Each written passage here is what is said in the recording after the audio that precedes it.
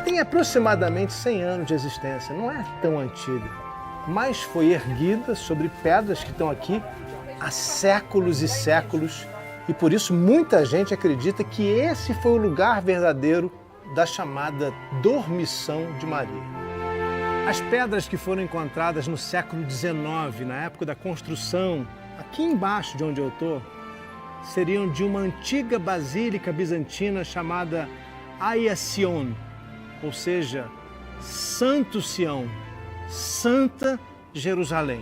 A igreja de Santa Sião teria sido construída em cima de uma outra igreja muito mais antiga, ainda no tempo dos primeiros cristãos construída aqui. Só que essa basílica foi destruída no ano de 614. Foi quando os persas conquistaram Jerusalém. Depois, os cruzados ergueram aqui uma igreja ainda maior, a Santa Maria no Monte Sião. Mas ela não resistiu à tomada de Jerusalém por Saladino em 1187. Bom, e foi só em 1898 que o Kaiser Guilherme II, o último imperador da Alemanha e rei da Prússia, comprou esse terreno e doou para a Associação Alemã da Terra Santa. Mas a igreja dos beneditinos alemães só foi consagrada em 1910. O prédio foi danificado em confrontos na cidade em 1948 e em 1967, duas guerras decorrentes da criação do Estado de Israel, quando soldados israelenses chegaram a ocupar a igreja e usaram a torre para observar a posição das tropas inimigas da Jordânia.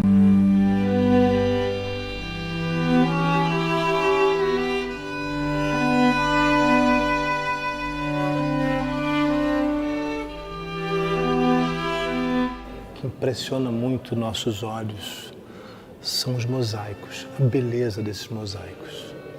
Aqui onde eu estou, exatamente aqui embaixo de mim, no chão, tem um que é muito impressionante e muito simbólico. Aqui tem os símbolos da criação, tem também os símbolos do zodíaco, isso mesmo, trazendo a gente para uma ideia de astronomia, zoroastrismo, que vai se conectar com a moderna astrologia. Tem aqui também referências aos apóstolos e ao Antigo Testamento, o livro dos Provérbios.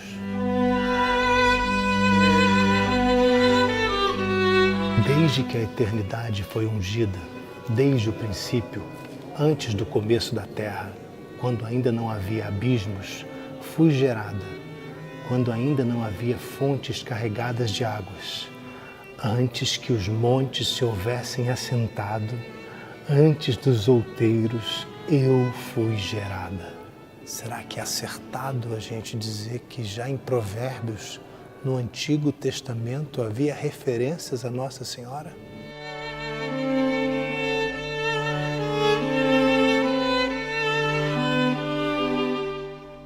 Olha que interessante, no momento em que a gente chegou aqui, quando o Jornada veio aqui mostrar para vocês a Basílica da Dormição, ela acaba de ser reinaugurada, passou muito tempo em obras.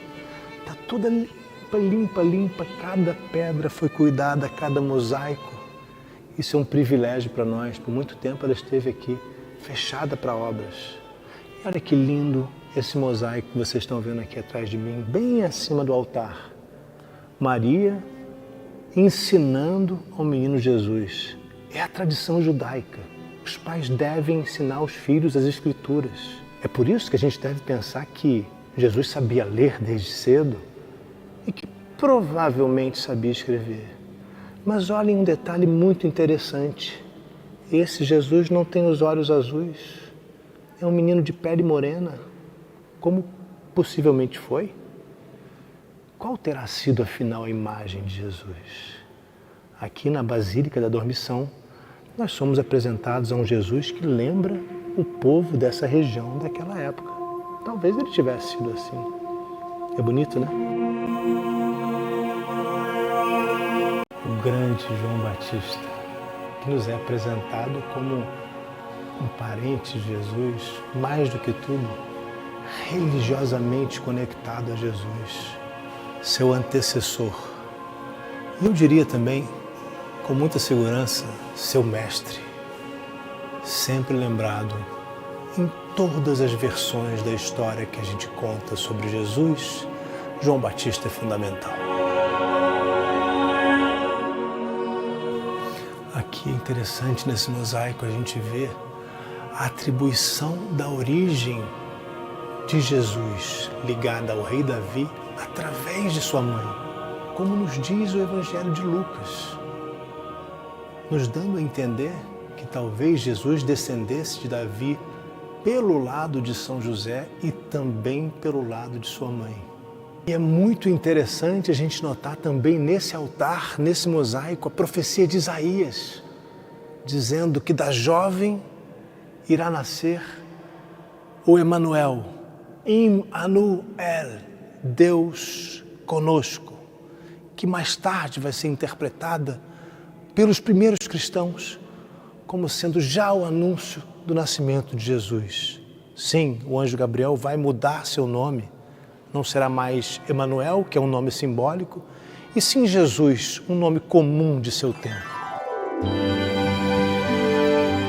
Existem aqui várias capelas dedicadas a diferentes santos. São Vilibaldo, um bispo beneditino inglês que visitou a Terra Santa em 724.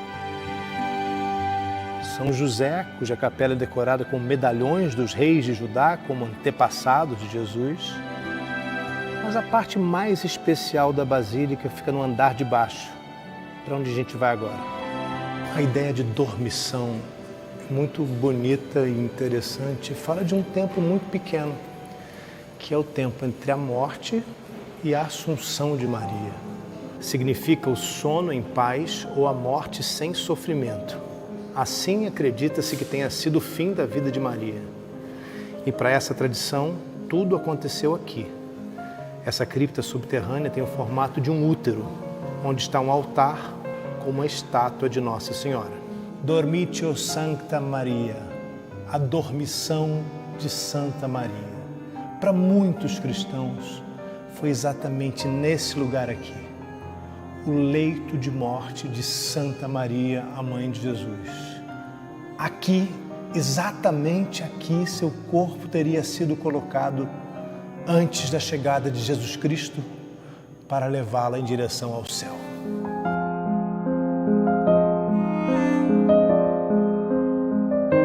Como a gente viu, existem duas crenças diferentes sobre o lugar de enterro e dormição ou assunção de Nossa Senhora. E todos os dois são aqui em Jerusalém. É bem diferente da tradição que nos fala que ela foi até Éfeso, na atual Turquia. Quando a gente fala dos últimos dias da vida de Nossa Senhora, a história nos traz aqui para Jerusalém.